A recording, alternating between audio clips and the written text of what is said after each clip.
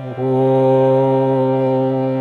श्रीकारुण्याय गरुडाय वेदरूपाय विनतापुत्राय विष्णुभक्तिप्रियाय अमृतकलशहस्ताय पशुपराक्रमाय पक्षिराजाय सर्वभग्रनाशनाय सर्वदोष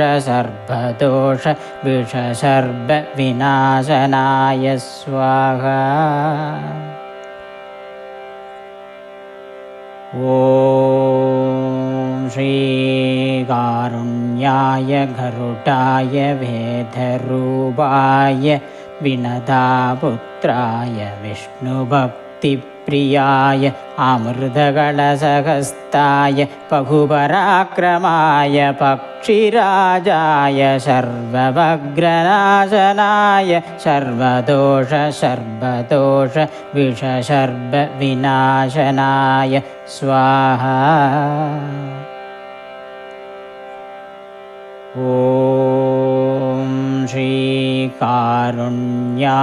गरुडाय वेदरूपाय विनतापुत्राय विष्णुभक्तिप्रियाय अमृतकलशहस्ताय पशुपराक्रमाय पक्षिराजाय सर्वभग्रनाशनाय सर्वदोष विनाशनाय स्वाहा।